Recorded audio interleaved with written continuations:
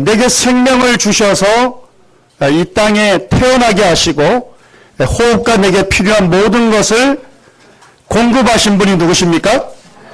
오직 하나님 한 분이십니다. 또한 하나님께서는 천지 만물을 지으셨기 때문에 이 천지 만물의 주인이 되시고 또 하나님께서는 이 모든 것들을 지금도 다스리고 계시는 살아계시고 참되신 하나님이시기 때문에 우리가 그 하나님을 믿어야 한다는 것입니다. 어제는 우리가 예수님께서 이 세상에 오셔서 죽음과 사후의 세계에 대해서 말씀해 주신 것을 살펴봤습니다. 히브리서 9장 27절 말씀에 한 번 죽는 것은 사람에게 정하신 것이요 그 후에는 무엇이 있습니까?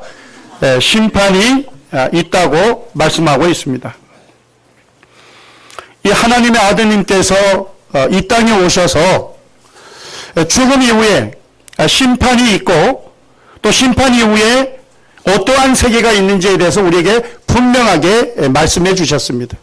이 천국과 지옥이 있음에 대해서 분명하게 말씀해 주셨습니다.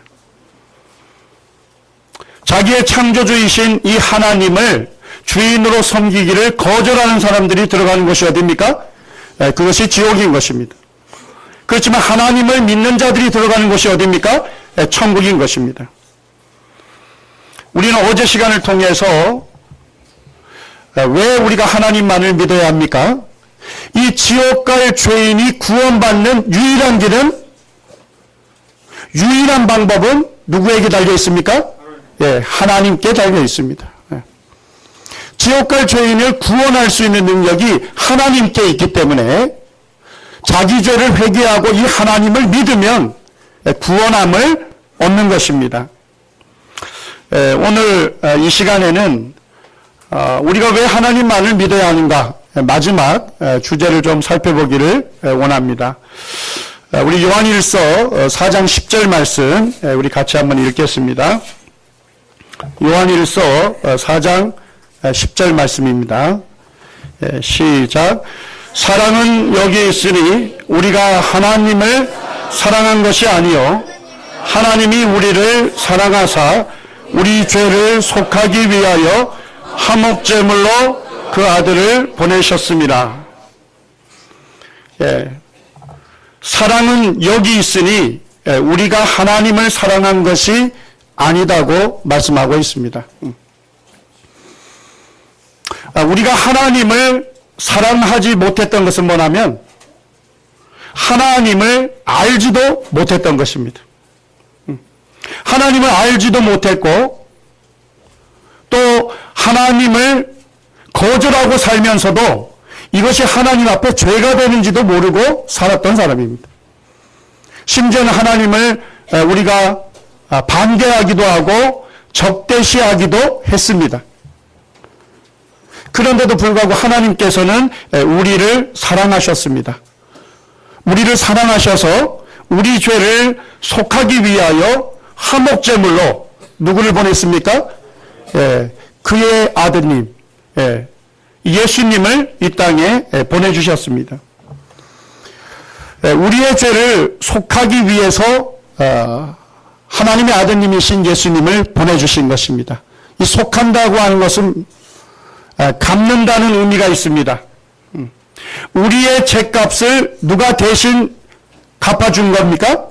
예수 그리스도께서 대신 우리의 죄값을 치르기 위해서 이 땅에 오셨다는 것입니다. 우리가 이 하나님의 아들 예수님을 이 요한복음 1장에서는 이 예수님이 바로 사람이 우리와 같은 몸을 입고 오신 분이 예수님이라고 말씀하고 있습니다. 그러니까 예수님은 누구십니까? 하나님이시다는 것입니다. 예수님께서 하나님과 더불어 하나님 아버지와 더불어 이 만물을 창조하신 분입니다. 그런데 이 만물의 창조주가 되시는 분이 육신을 입고서 우리와 같은 이 세상에 오신 것입니다. 그렇기 때문에 예수님은 완전한 하나님이시면서 동시에 우리와 같은 육신을 입으셨기 때문에 완전한 인간이 되시는 분이십니다. 하나님께서 이 아들 되시는 예수님을 통해서 우리의 죄를 속하여 주시고 이제 하나님과 관계를 회복시키시려고 이 예수님을 보내주신 겁니다. 먼저 이제 제 간증을 좀 하기를 원합니다. 저는 이제 저희 마을에 예배당이 세워졌어요. 교회가 제 어릴 때 세워져서 그때 유일한 놀이터가 교회였습니다. 그래서 동네 형들의 손에 이끌려서 교회에 가서 주일날 주일학교, 이 어린 아이들을 위한 성경 공부 이런 데 참여를 했습니다. 이제 고등학생이 됐을 때 고등학교 1학년 때 선배의 그 강권을 통해서 이 복음 집회에 참여했습니다. 이와 같은 집회에 참석했는데 그때 강사님이 제 이름과 똑같은 이름을 가지신 김종만이라고 하는 전도자가 오셔가지고 말씀을 전하셨어요. 근데 그때 전하신 말씀이 뭐였냐면 이 성경에 예언되어 있는 것들이 역사적으로 그대로 성취가 됐다는 것을 자세하게 소개해 주는 겁니다.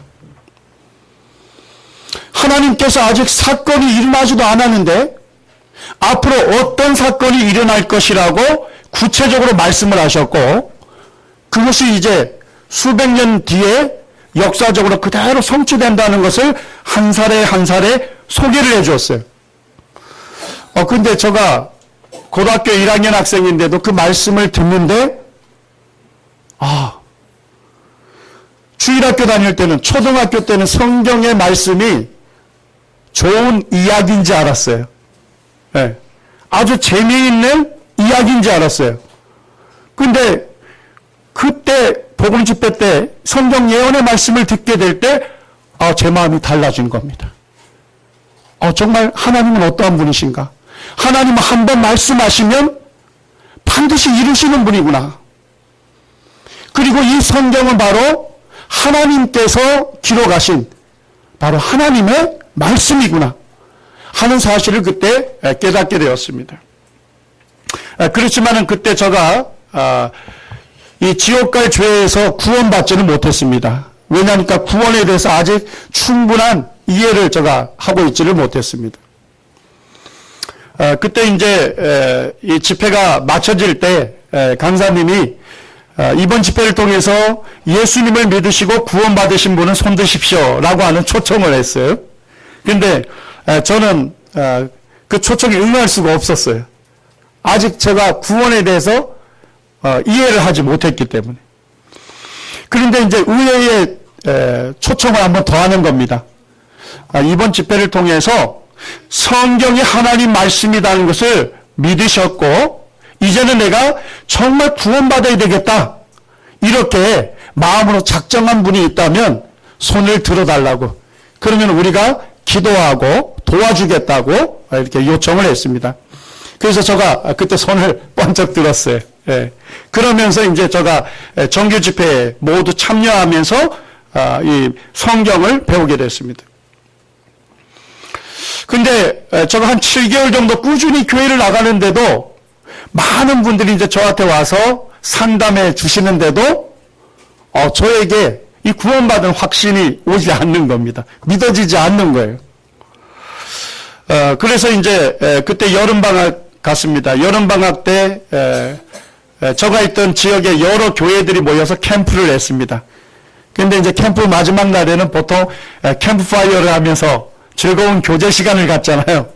근데 저도 좀 끼려고 했는데 그때 이제 한 전도자분을 붙여주시더라고요.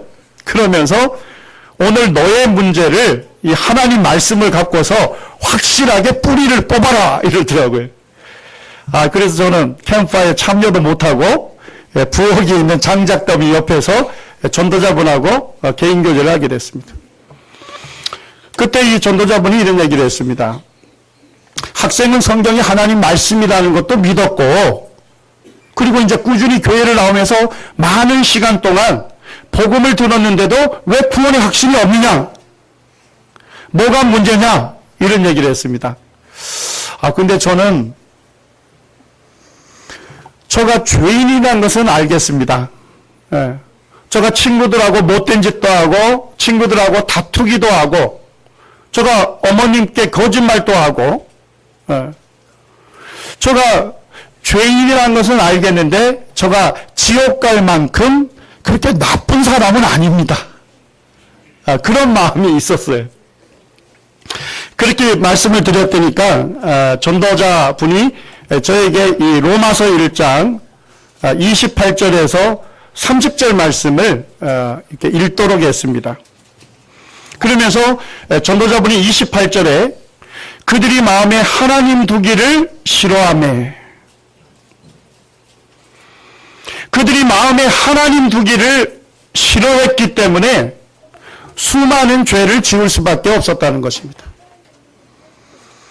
자기를 지으신 하나님을 주인으로 모시기를 거절했기 때문에 거룩하신 하나님을 떠났기 때문에 사람이 죄를 지을 수밖에 없다는 것을 저에게 말씀했습니다. 그러면서 이제 이 전도자분이 의외의 제안을 하는 겁니다. 여기에 보게 되면 많은 죄의 항목들이 있는데 성경은 이 죄의 항목 중에 하나만을 범해도 사형에 해당한다고 말하고 있다. 그런데 나는 학생에게 아주 간대한 제안을 하겠다. 이 많은 제목 중에서 학생이 나는 이 죄만큼은 짓지 않았습니다 하는 것이 분명하게 있다면 학생은 다른 학생들보다 굉장히 선한 학생이고 의로운 학생이다. 저한테 그렇게 얘기하시는 거예요. 그래서 제가 성경책을 대충 쫙 훑어보니까 이렇게 많은 항목 중에서 내가 짓지 않는 죄가 분명하게 있지 않겠느냐는 자신감으로 그 성경을 그 전도자분 앞에서 읽게 된 것입니다. 한 번을 읽어도 잘 몰라서 이제 두 번을 읽는데 보니까 저가 짓지 않는 분명한 죄가 있는 겁니다. 그것이 바로 살인죄였어요. 그래서 제가 손가락을 갖고서 그 살인죄 거기에다가 손을 이렇게 짚으면서 저는 살인하지는 않았습니다. 그러니까 그분이 다른 말씀도 안 하셔요. 다시 마태복음 5장을 찾으라고 저한테 그냥 얘기를 하시는 거예요. 그러면서 21절로부터 22절까지를 읽어보라고 말씀했습니다. 옛사람에게 말한 바 살인치 말라. 누구든지 살인하면 심판을 받게 되리라 하였다는 것을 너희가 들었으나 나는 너희에게 이르노니 형제에게 노하는 자마다, 노한다는 건 뭡니까? 화를 내는 자마다 심판을 받게 되고 형제에 대해서 라가라 하는 자, 이 라가는 욕설을 얘기하는 겁니다. 욕설을 하는 자는 공회에 잡히게 되고 미련한 놈이라는 자는 어디에 들어간다고요? 지옥불에 들어가게 되리라. 이 말씀을 제가 읽었더니까 그 전도자분이 저에게 이런 얘기를 하더라고요. 너는 형제에게 형제를 정말 해치고 싶은 마음을 품은 적이 없느냐? 그 말씀을 저에게 그냥 지적을 하는 겁니다. 형제에게 정말 그 형제를 해치고자 하는 마음을 품은 적이 없느냐? 그때 하나님께서 저의 그 양심을 일깨워 주셨어요. 제가 이제 살았던 동네는 오촌마을입니다. 오촌마을인데 이 오촌의 생활이 그렇게 녹록하지가 않아요. 굉장히 거친 환경 속에서 삶을 이어가는 겁니다.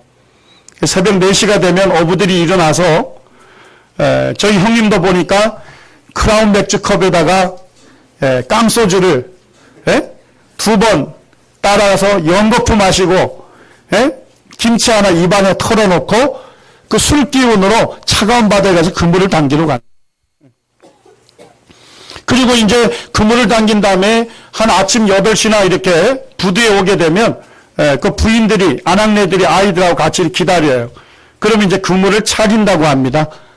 그물에 걸린 물고기를 빼고 그다음 해초 같은 것들을 제거하는 일을 해요.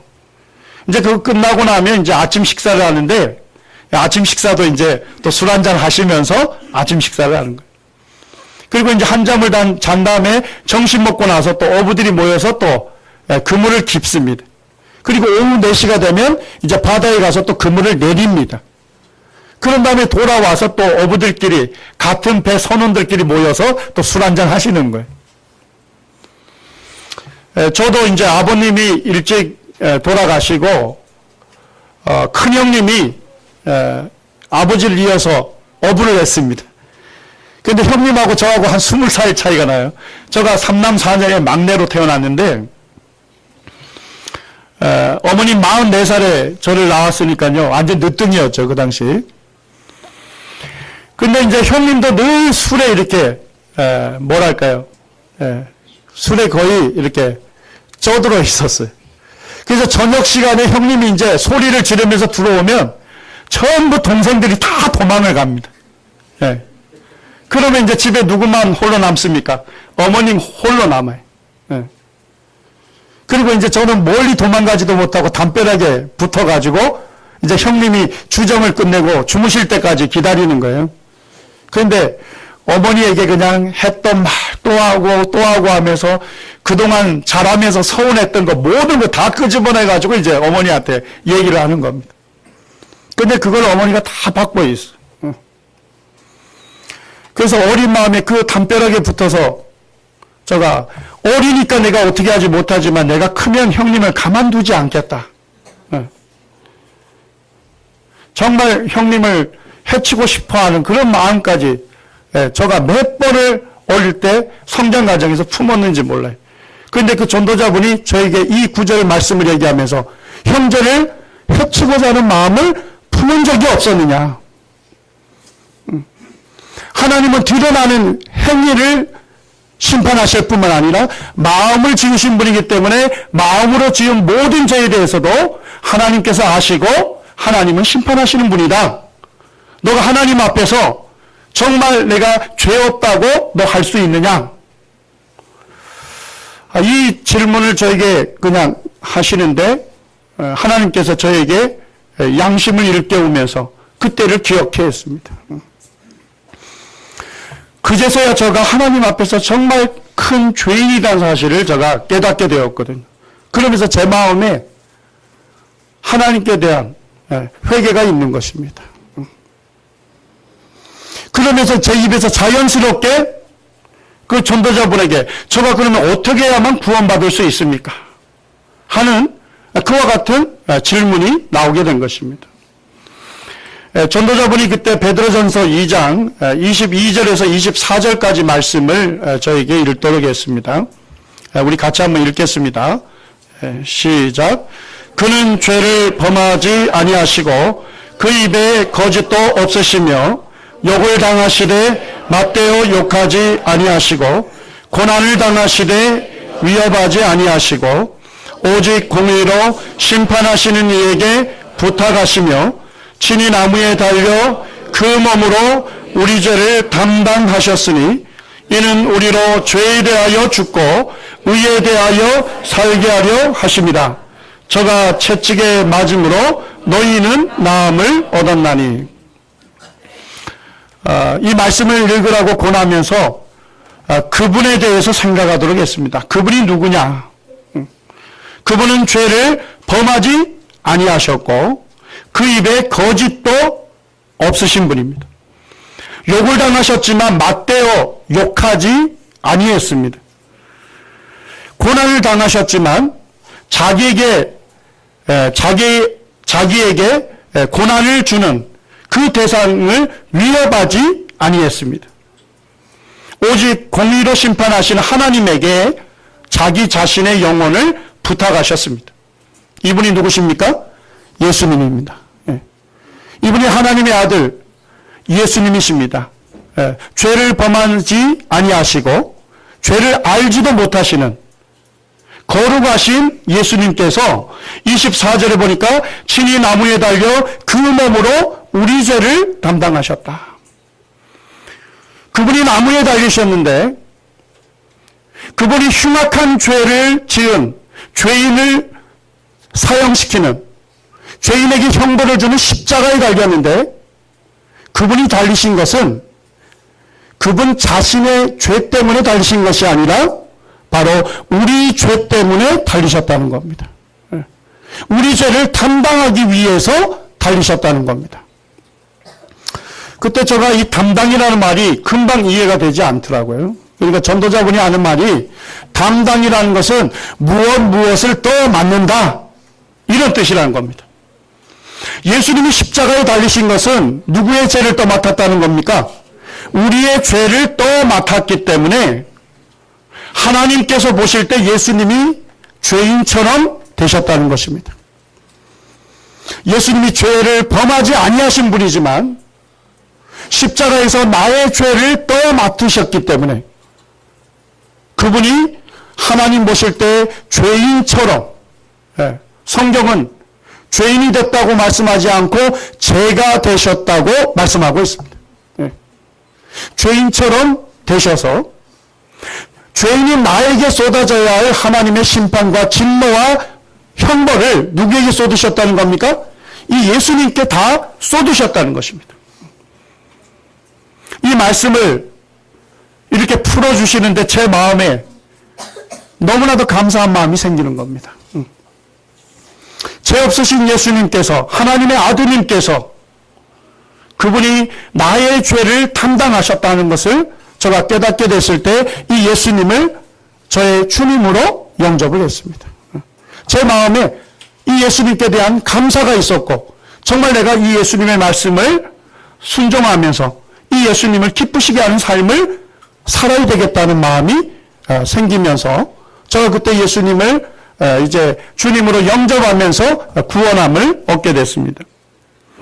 제가 이제 구원함을 얻은 다음에 이제 성장하면서 제가 이 예수님께서 나의 죄를 담당하셨다는 말씀이 역사적으로 어떠한 의미를 갖고 있느냐를 제가 더 세세하게 알아가면서 예수님께서 십자가에서 행하신 일이 얼마나 큰 사랑이었는지 제가 더 깨닫게 되면서 그 예수님을 더욱 사랑할 수 있는 계기가 됐었습니다. 이 시간에 이와 같은 부분들을 좀 살펴보기를 원합니다. 예수님께서 군인들에게 붙들려서 이 법정에서 재판을 받으셨습니다. 예수님 시대는 이 로마 제국이라고 하는 아주 강한 제국이 있어서 예수님 사셨던 이스라엘은 이 로마의 식민지였습니다.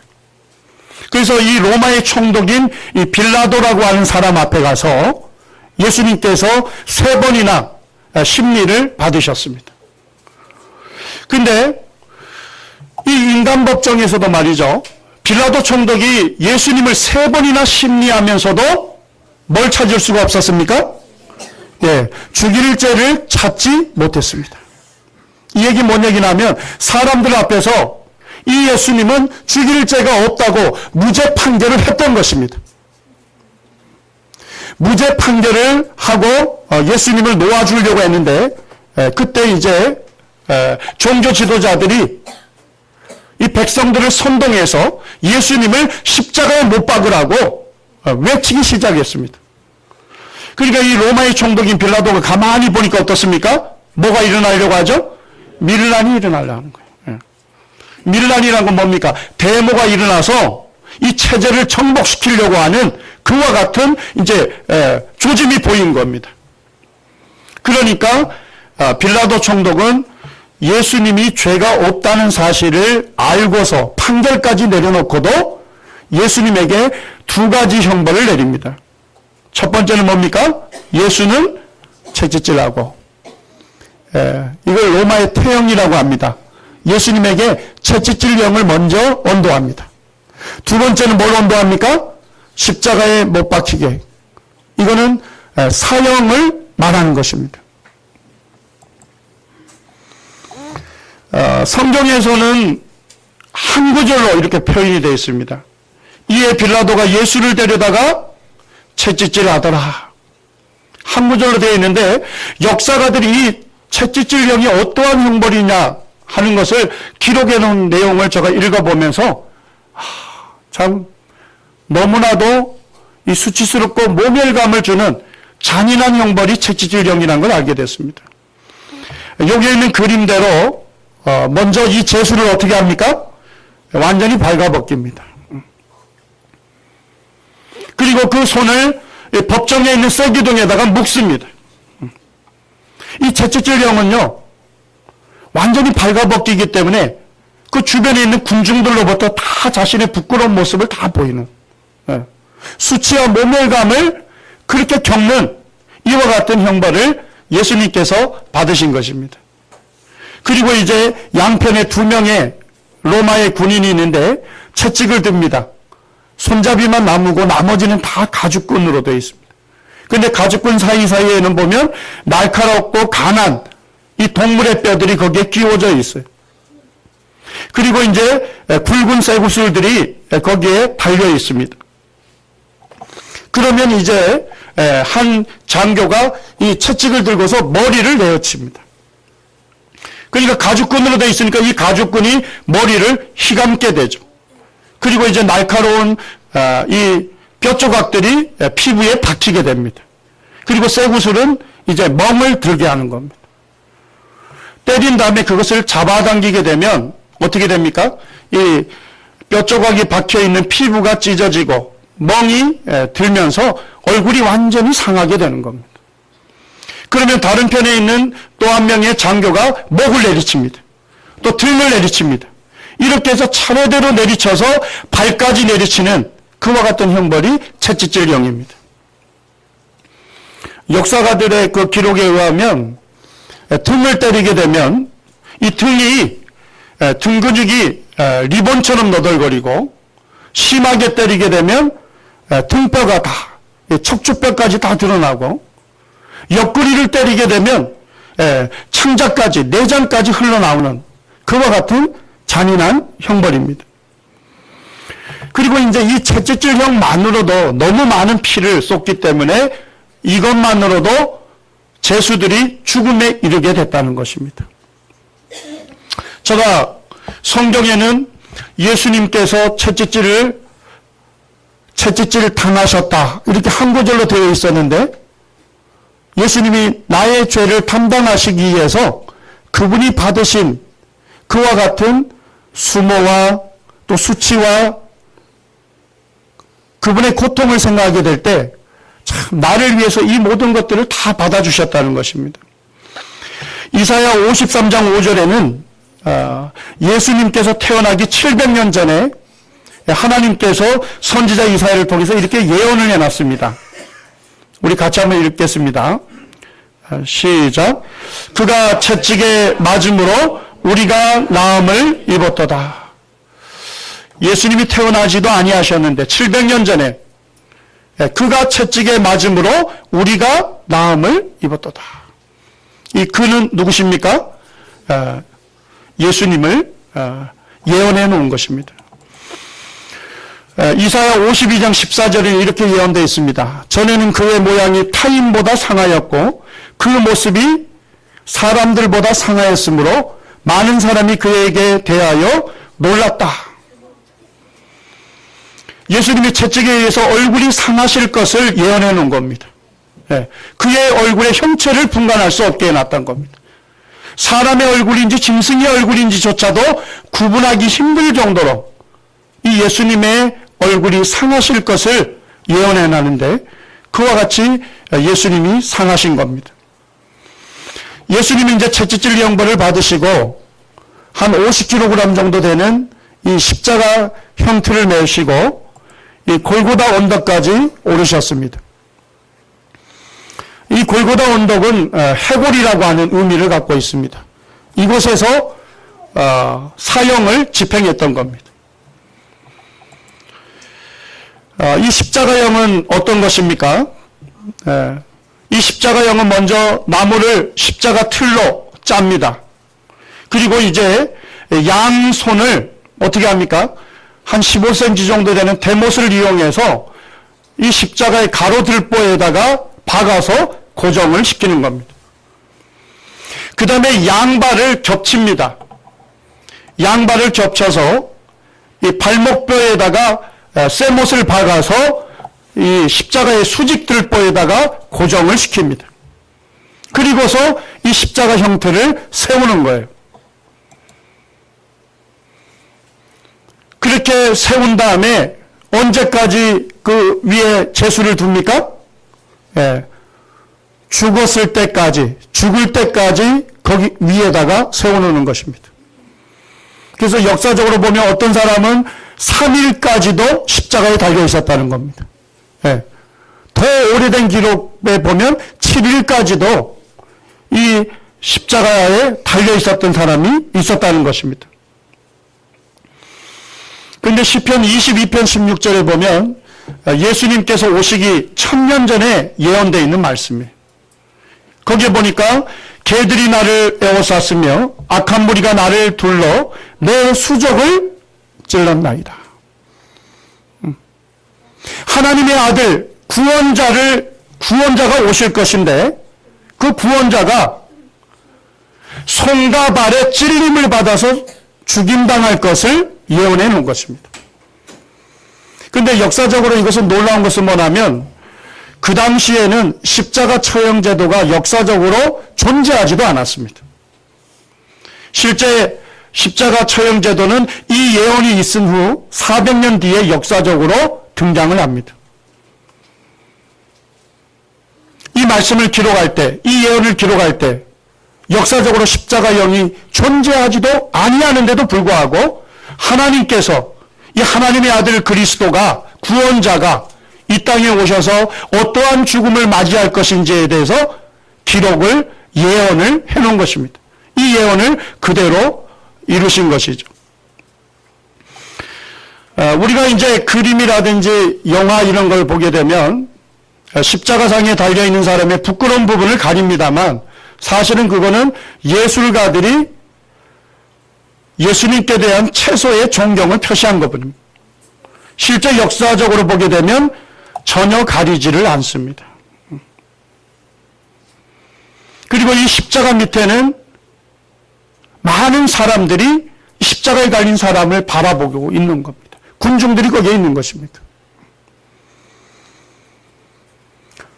창조주께서 피조물인 우리 죄를 담당하시기 위해서 우리를 이 심판과 진노에서 건져내시기 위해서 예수님께서 이와 같은 십자가 형벌을 받으셨다는 것이죠.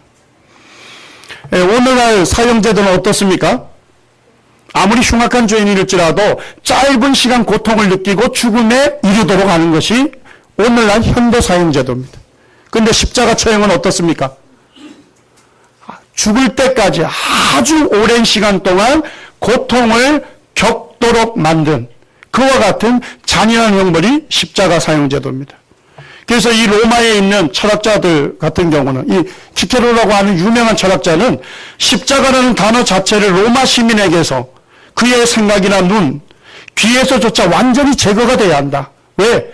너무나도 잔인한 형벌이기 때문에. 인간에게 해서는 절대 안 되는 그와 같은 형벌이기 때문에 사람의 어떠한 존엄에 대해서도 여겨주지 않는 그와 같은 형벌이기 때문에 이와 같은 잔인한 형벌은 없어져야 한다. 이렇게 얘기할 정도로 잔인한 형벌입니다. 제수가 죽을 때까지 이 십자가에 놔두는 건데요. 예수님은 오전 9시에 십자가에 달리셨고 그리고 오후 3시에 운명하셨습니다. 이 십자가에서 몇 시간 동안 달리신 거예요? 6시간 동안. 예수님은 이미 채찍질염으로 인해서 온몸이 상하셨고 많은 피를 쏟으셨기 때문에 십자가에 못 박히셨을 때 6시간 동안 십자가에 달리셨습니다. 그런데 이 십자가에 달리면 어떻게 됩니까? 양손이 쇠못에 고정이 되어 있기 때문에 체중이 아래로 쏠리겠죠. 그럼 어떻게 됩니까? 몸이 아래로 처집니다. 그러면 이 그림처럼 갈비뼈가 끌어올라가면서 그 갈빗대 속에 있는 허파가 확장이 됩니다. 그럼 숨이 어떻게 돼요? 숨이 허파에 가득 차게 되는 겁니다. 자, 계속 생명을 이어가려면 어떻게 합니까? 숨을 내쉬어야 되겠죠. 내쉬려면 어떻게 해야 돼요? 쇠못이 박힌 그곳에 힘을 줘야 합니다. 힘을 주고 팔굽을 구부려 올려야 돼요.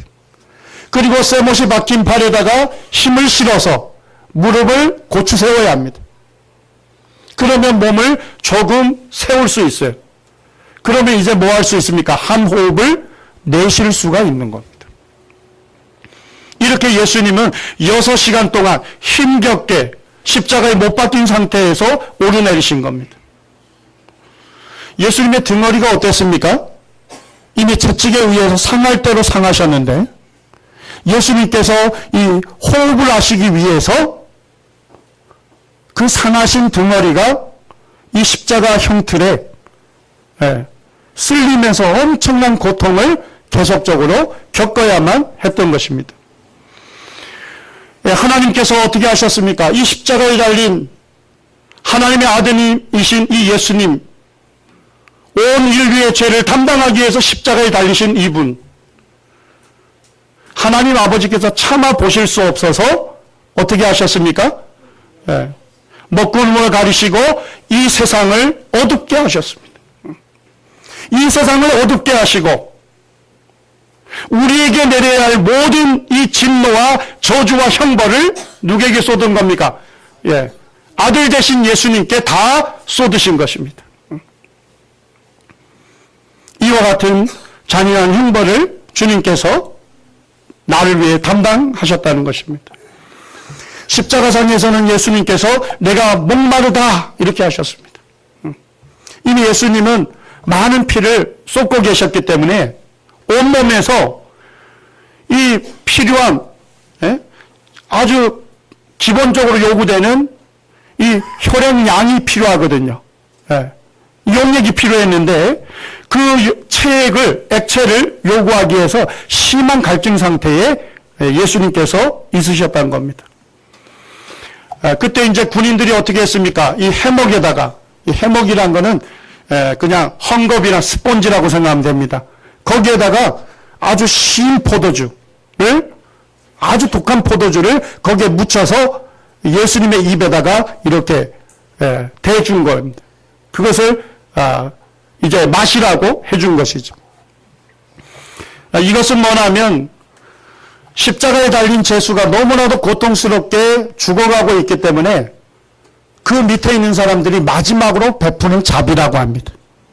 그래서 독한 포도주를 마심으로써 통증을 좀 잊고 마취가 돼서 좀 편안한 죽음에 이르도록 하는 것입니다. 그런데 예수님이 어떻게 하셨습니까? 맛보시고 그것이 독한 포도주인 것을 아시고 마시지 아니했습니다. 예수님께서 자신을 위하여 받는 자신에게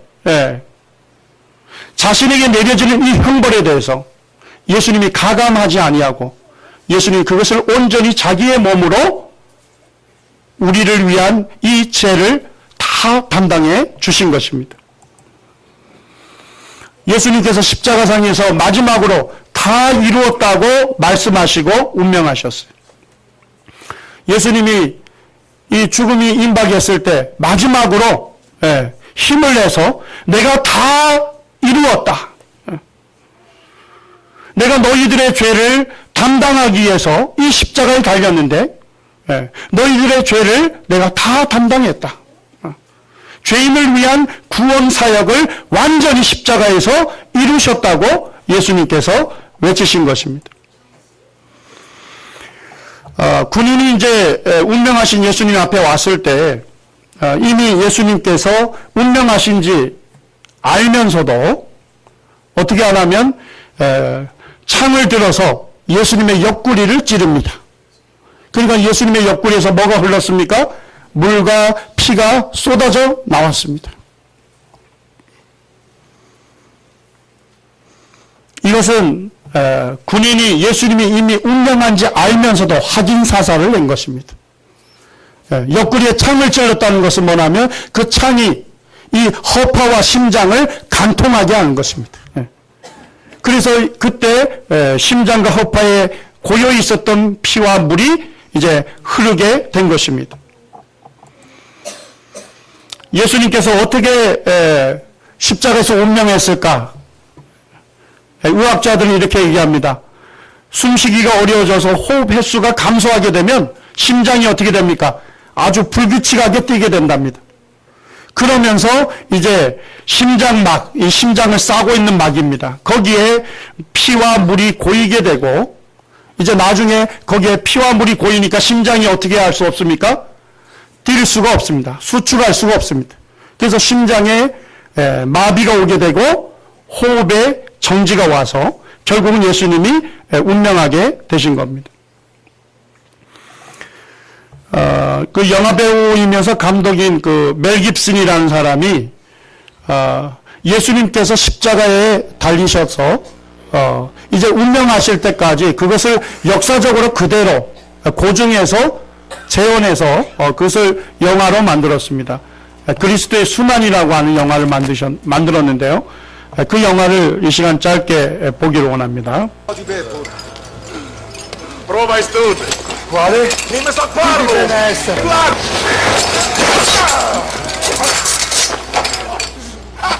Schifamente la mangia!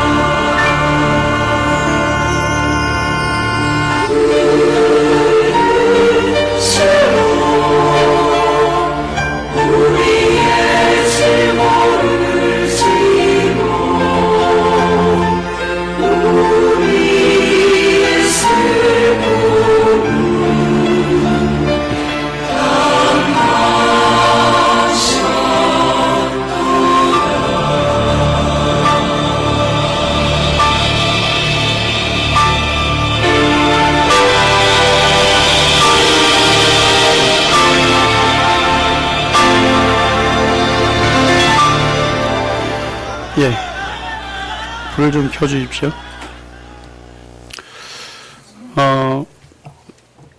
이 영화를 극장에서 상영하기 전에 그 멜 깁슨이라고 하는 감독이 기자들을 초청해서 먼저 기자들을 대상으로 시사회를 했습니다. 이제 이 영화를 다 마친 다음에 기자들과 이게 질의응답 시간을 가졌다고 합니다.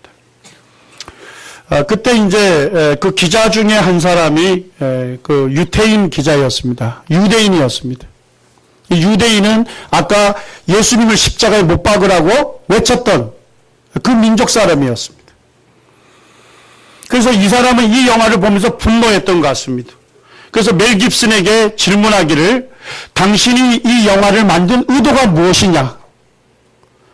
당신이 예수를 십자가에 죽인 민족이 유대 민족이라는 것을 고발하기 위해서 이 영화를 만들었냐? 이런 질문을 했습니다. 그러니까 멜 깁슨이 그것이 아니다. 내가 예수님을 십자가에 못 박은 민족이 유대 민족이라는 것을 고발하기 위해서 만든 것이 아니다. 그러니까 이분이 재차 질문하기를 그러면 누가 예수를 십자가에 못 박았단 말입니까? 도대체 누가 예수를 십자가에 못 박았다는 것입니까? 하는 질문을 하게 됩니다. 그때 멜 깁슨이 이런 얘기를 합니다. 내가 이 공적인 석상에서 말할 수 없고 이 질의응답이 끝난 다음에 개인적으로 제가 찾아가서 말씀을 드리겠습니다. 이렇게 얘기했더니까 그 기자가 공적인 질문에 대해서 이 공개적으로 답변을 해달라고 요청을 합니다. 그때 이제 멜 깁슨이 자기의 오른손을 들었답니다. 그러면서 자기를 가르쳤답니다. 내가 예수님을 십자가에 못 박았습니다. 제가 예수님을 십자가에 못 박았습니다. 그 내용을 제가 읽게 됐을 때 그렇구나. 저도 그걸 읽으면서 예수님이 내 죄를 담당하기 위해서 십자가에 못 박히셨기 때문에 결국 내가 예수님을 십자가에 못 박았구나. 근데 성경에서는 이 사도행전 4장 27절에 보면 이렇게 말합니다. 유대인과 이방인이 합세하여 하나님의 종 예수 그리스도를 거슬렸다. 누가 예수님을 십자가에 못 박아달라고 외쳤습니까? 유대인들이었습니다. 그런데 이 유대인들의 요청을 받아서 십자가 처형을 집행한 사람은 누굽니까? 이방인들이었습니다. 바로 인류를 대표하는 유대인과 이방인들이 합세해서 예수님을 십자가에 못 박았다는 것입니다. 이 말씀은 뭐냐면 온 인류가 예수님을 십자가에 못 박았다는 것입니다. 이 말씀을 제가 들으면서 제 마음에 참 죄송한 마음도 생기면서 제 마음에 감사한 마음이 있었습니다. 3년 전에 예수님을 믿는 여러 형제 자매님들과 함께 이스라엘을 방문할 기회가 있었습니다. 그때 예수님이 빌라도 법정에서 채지질령을 당하시고 그 다음에 골고다 언덕까지 올라가는 십자가의 길을 그때 저희가 한 새벽 4시쯤 그때 올라갔던 것 같습니다. 언덕이 높지 않고 아주 나지막한 언덕이었습니다. 그때 저희가 올라가면서 이 찬송을 함께 불렀어요. 예수 나를 위하여 십자가를 질 때 세상 죄를 지시고 고난 당하셨네. 예수여 예수여 나의 죄 위하여 보배로운 피를 흘려주시니 감사합니다. 그때 이제 저도 올라가면서 보니까 어떤 형제님들은 그 대열에서 이탈해가지고 작은 골목 같은 데 갔다가 오시는데 보니까 눈에 그냥 눈물이 그득해. 그래서 저도 올라가면서 참 눈물이 나더란 말이죠. 처음에는 너무나도 죄송해서 주님께서 내 죄 때문에 이 십자가의 길을 걸으셨다는 것을 생각하니까 너무나도 죄송한 마음에서 눈물이 나더라고요. 근데 올라가다 보니까 또 눈물이 나는데 그것은 뭐냐면 감사해서 참 주님께서 십자가의 길을 가셨기 때문에 내 죄가 어떻게 됐습니까? 내 죄가 용서가 된 것입니다. 그 십자가의 길을 가면서 보니까 위치마다 예수님이 쓰러지셨던 그 위치들이 있더라고요. 제가 그걸 보면서 예수님께서 십자가가 너무 버거워서 쓰러지셨는데 예수님이 또 다시 일어나서 또 십자가를 지셨다는 거죠. 그리고 또 오르시다가 또 넘어지셨는데 또 예수님 십자가를 힘겹게 지시고 올라가신. 참 그것을 묵상하면서 예수님께서 십자가를 지시려고 했던 것을 볼 수 있습니다. 예수님이 십자가를 지셔야만 예수님이 온 인류의 죄를 담당하시기 때문에 예수님께서 힘겹게 쓰러질 때마다 다시 일어나서 골고다 언덕까지 오르신 것을 생각할 때 참 이 예수님께서 얼마나 우리를 사랑했는가, 얼마나 나를 사랑했는가. 예수님이 우리를 위해서 자신을 주셨다는데 참 자신 전부를 우리를 위해서 내어주신 그와 같은 사랑을 생각하면서 참 제 마음에 기도하면서 제가 주님 앞에 감사도 고백하고, 주님 참 저는 주님의 것입니다. 주님께서 저를 구원하시기 위해서, 죽은 생명을 살리기 위해서 주님 자신을 십자가에 들이셨는데 저는 주님 때문에 새 생명을 얻었습니다. 저가 주님의 것입니다. 제가 주님을 위해서 제 삶을 드리겠습니다 하는 그와 같은 고백을 드리면서 이 골고다 언덕까지 올라갔습니다. 주님께서 십자가의 운명이 되시고 운명하시고 바로 장사가 지내졌는데요. 이 유대인의 장사를 보게 되면 땅에 묻는 우리 풍습하고는 다릅니다. 거기에 보면 돌로 된 석판이 있는데요. 그 위에 시신을 올려놓습니다. 그리고 흰 세마포천으로 시신을 감쌉니다. 그럴 때 이제 몰약과 침향 같은 오일을 사용해서 이렇게 코팅하듯이 면밀하게 바릅니다. 이렇게 발라서 이제 시신을 놔두게 되면 1년 정도 되면 어떻게 됩니까? 이 시신이 이제 부패하게 되죠. 썩게 되죠. 그러면 거기에 있는 뼈만 추리게 됩니다. 그래서 이 뼈를 추려서 이 돌로 된 무덤 안에 공간이 있는데요. 굴이 되어 있는데 굴 안쪽에 보면 이런 석관이 있습니다. 이 돌로 만든 관이 있어요.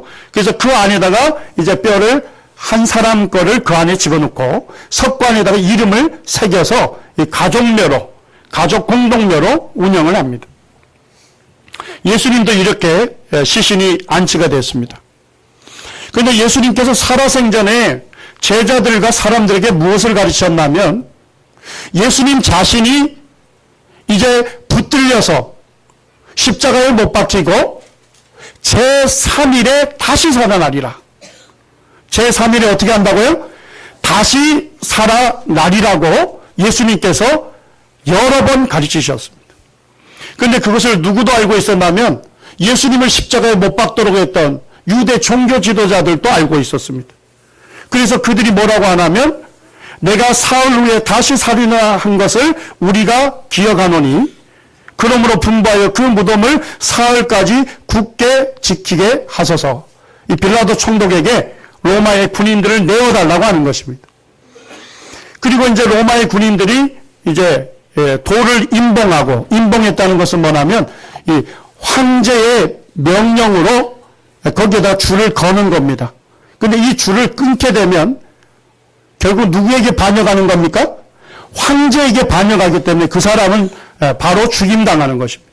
아주 엄격하게 이제 이 돌을 임봉하고 무덤을 로마의 병사들이 지키게 했던 것입니다. 근데 놀라운 일은 뭡니까? 이와 같은 엄격하게 지켰는데도 불구하고 3일째 됐을 때 어떻게 됐습니까? 여인들이, 예수님을 믿는 여인들이 예수님에게, 예수님의 시신에 이 향품을 발라주기를 원했습니다. 그렇게 해서 예수님의 시신이 있었던 무덤에 왔는데 무덤문이 어떻게 된 겁니까? 돌이 둘러져 있는 겁니다. 그리고 그 안에는 시신이 사라져 있었습니다. 예수님께서 부활하셨던 것입니다. 성경과 역사가 부인할 수 없는 네 가지 사실이 있습니다. 이건 성경에서도 증거하지만 예수님과 같은 동시대의 역사가들도 기록하고 있는 내용입니다. 예수님이 십자가 처형을 당하신 사실입니다. 또한 예수님이 사흘 만에 빈 무덤으로 발견이 됐다는 겁니다. 예수님이 시신이 안치된 무덤이 비어 있었다는 겁니다. 세 번째 사실은 뭐냐면 예수님을 믿는 제자들이 무엇을 목격했다는 겁니까? 부활하신 예수님을 목격했다는 것입니다. 예수님이 다시 살아났다는 것을 목격했다고 전하기 시작했습니다. 그런데 네 번째 사실은 뭐냐면 제자들의 삶이 어떻게 됐다고요? 급격하게 변화됐다는 겁니다. 이것은 무슨 뜻이냐면 예수님이 붙들릴 때 말이죠. 예수님의 제자들이 함께 있었습니다. 그런데 예수님이 붙들리자 제자들이 어떻게 했습니까? 전부 다 도망을 갔습니다.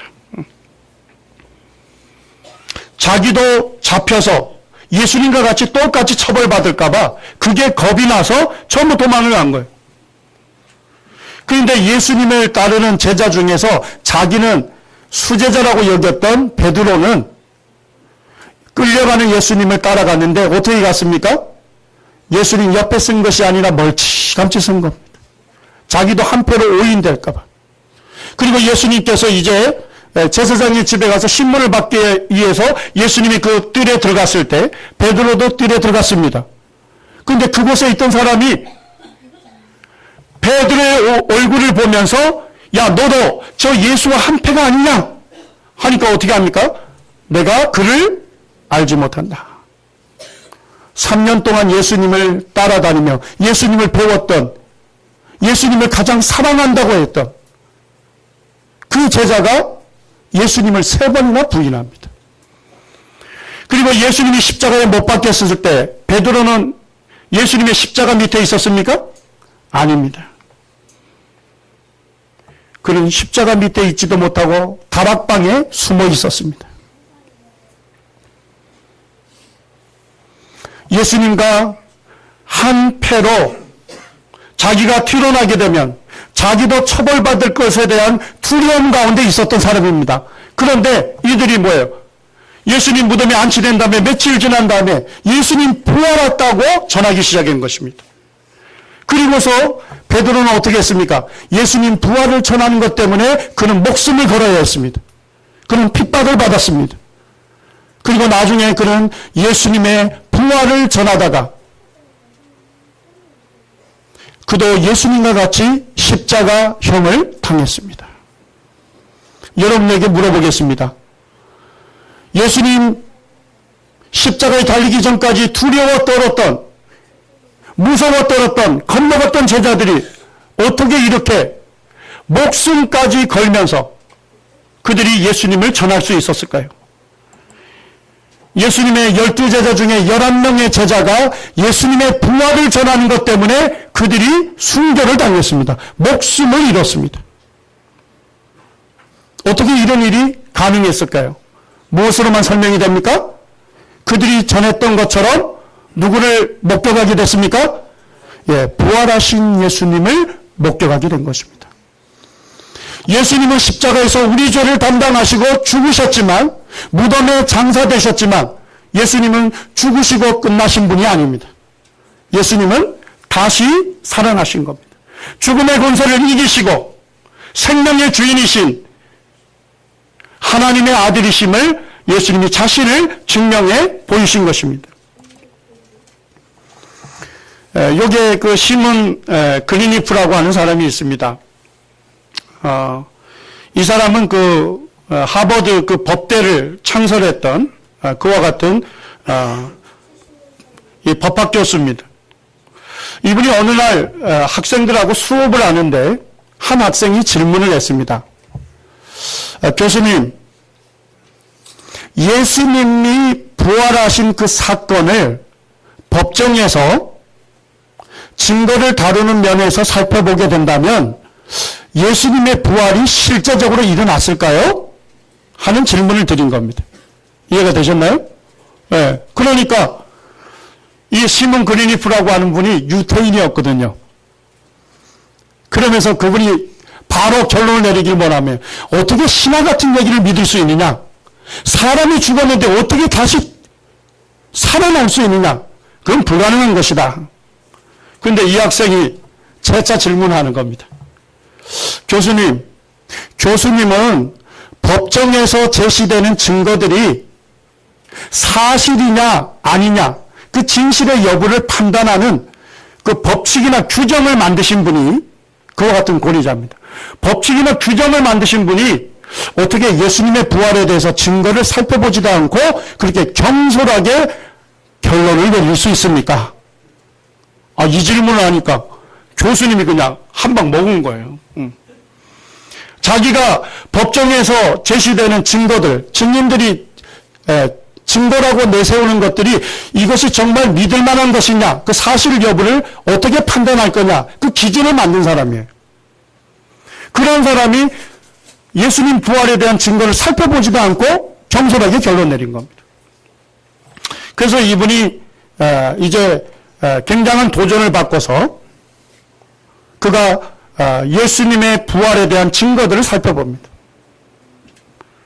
법정에서 증거들을 살펴보는 방식대로 그 규정과 법칙대로 예수님의 부활에 대해서 살펴봤는데 그가 결론을 이렇게 내렸습니다. 성경에 기록된 예수님의 부활 사건은 역사상 그 어떤 기록보다 확실한 사실이다. 이것을 이분이 이제 논문으로도 작성을 해서 논문도 제출하고 그 다음에 이제 그걸 보강해서 책으로도 출판을 했게 된 것입니다. 근데 이분이 이제 이 증거들을 살펴보면서 이분의 생각이 어디까지 갔겠습니까? 죽은 자가 살아났다면 이 예수님이라는 인물이 분명히 십자가에서 처형된 것이 사실이고 장사됐는데 그런데 증거로 살펴보게 되면 예수님이 부활하지 않았다면 도저히 설명될 수 없는 수많은 증거들을 보면서 정말 이분은 과연 누구신가? 그래서 이분이 유태인인데도 불구하고 이 예수님은 바로 하나님의 아들이시다 하는 사실을 그가 알고서 이 예수님을 자신의 주님으로 영접하고 이분이 한평생 죽을 때까지 이 예수님의 죽음과 부활을 증거하는 그와 같은 전도인의 삶을 살았다는 것입니다. 오늘날 많은 종교 지도자들이 있습니다만 그들의 무덤들은 다 어떻게 됐습니까? 그 안에 시신이 있는 거 아닙니까? 그들은 죽었지만 부활한 사람은 없습니다. 그렇지만 예수님의 무덤은 어떻게 되어 있습니까? 비어 있는 것입니다. 죽은 사람을 살릴 수 있는 사람이 있습니까? 또는 더더욱 스스로 부활할 사람이 있습니까? 없습니다. 오직 예수님만이 죽음의 권세를 이기시고 자신이 생명의 주인이시다.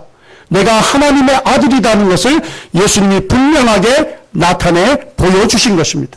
확실하게 증명해 보인 것입니다. 예수님은 지금 어디에 계십니까? 예수님은 지금도 살아 계신 것입니다. 이 살아계신 예수님을 우리가 주님으로 영접하고 그 살아계신 예수님과 함께 더불어 사는 것입니다. 로마서 10장 9절 말씀을 함께 보겠습니다. 함께 읽겠습니다. 시작. 내가 만일 내 입으로 예수를 주로 시인하며 또 하나님께서 그를 죽은 자 가운데서 살리신 것을 내 마음에 믿으면 구원을 받으리라. 어떻게 구원받습니까? 내가 만일 내 입으로 예수를 주인으로 시인해야 하는 것입니다. 예수님, 당신이 저를 창조하신 저의 주인이십니다. 당신이 저를 사랑해서 십자가에 자신 전부를 내어주시고 제 죄를 담당해 주신 나의 구주이십니다. 예수님 지금도 살아계셔서 살아계신 이 예수님, 이 예수님을 내가 주님으로 내가 영접합니다. 이 예수님을 주로 시인하는 사람이 구원받는 것입니다. 구원받는다는 건 뭡니까? 주인을 바꾸는 것입니다. 구원받기 전까지는 누가 주인이었어요? 내가 주인이라고 착각하고 살았잖아요. 나를 지으신 분이 하나님이신데 그분이 나의 주인이 되시고 그분이 나의 경배를 받으시고 나의 섬김을 받으시고 그분이 영화롭게 되어야 하는데 내가 그분의 자리에 앉아 있었잖아요. 내 마음대로 살았잖아요. 내 좋을 대로 살았잖아요. 심지어는 주인 되신 그 하나님을 내가 무시하고 가대히 여겼잖아요. 그 하나님 떠났잖아요. 그것을 깨닫고 돌이키는 것입니다. 그리고 나의 죄를 십자가에서 담당하신 이 예수님이 저의 주인이십니다. 이렇게 여러분들이 마음으로 믿고 이제 진실되게 입으로 시인하게 될 때 이제 구원함을 여러분들이 얻게 되는 것입니다. 이제 한 말씀만 우리가 읽고 마치도록 하겠습니다. 로마서 14장 9절 말씀입니다. 함께 읽겠습니다. 시작. 이를 위하여 그리스도께서 죽었다가 다시 살아나셨으니 곧 죽은 자와 산 자의 주가 되려 하심이라. 죽으셨던 예수님을 하나님께서 다시 살리셨습니다. 이 예수님이 부활하셨습니다. 이 부활하신 예수님을 죽은 자와 산 자의 뭐가 되게 하셨다고요? 주인이 되게 하신 것입니다. 저는 이 말씀이 처음에 이해가 잘 안 되더라고요. 부활하신 예수님이 죽은 자와 산 자의 주인이 되신다. 주인이 되게 하셨다. 예수님을 믿는 사람은 언제 이 예수님을 주인이라고 고백합니까? 언제 고백했죠? 예수님을 믿을 때, 예수님을 주님으로 고백하면서 이 예수님을 나의 주님으로 영접하는 것이죠. 그렇지만은 이와 같은 놀라운 주 예수의 복음을 듣고서도 이 구원받는 놀라운 하나님의 사랑을 듣고서도 이 하나님을 거절하고 이 주님의 복음을 믿고 순종치 않는 사람들이 이제 죽음을 맞이하게 되면 그들이 심판대 앞에서 예수님을 만나게 되는데 이 예수님을 심판의 주인으로 만나게 되는 것입니다. 여러분들 이 시간 살아 있을 때 지금 이와 같은 복음을 들을 때 여러분들이 회개하고 이 예수님을 주님으로 영접하고 여러분들이 구원에 이르겠습니까? 아니면 이 예수님을 거절하다가 이 복음을 순종치 않다가 여러분들이 죽어서 심판대 앞에서 예수님을 내 삶을 심판하실 심판의 주로 만나시겠습니까? 여러분들이 깊이 생각하시고 이 예수 그리스도를 믿으시고 이제 이 예수님을 통해서 하나님과 화목하시길 바랍니다. 하나님과 올바른 관계를 회복하시기를 바랍니다. 하나님을 내 주인으로 여러분들이 섬기시고 하나님의 영광을 위해서 사시고 그 하나님께 감사하는 그와 같은 하나님으로부터 창조함을 입은 하나님으로부터 구원함을 입은 그와 같은 하나님의 자녀의 합당한 삶을 우리가 살 때 그제서야 우리가 어떤 삶을 사는 겁니까? 창조의 목적에 합당한 행복한 삶을 사는 것입니다. 예수님을 주님으로 영접할 때 우리가 우리를 지으신 하나님의 목적에 합당한 삶을 살아가게 되는 것입니다. 이 예수를 믿으시고 여러분들이 정말 하나님과 함께 아름답고 행복한 삶을 시작하게 되는 여러분들이 되기를 원합니다.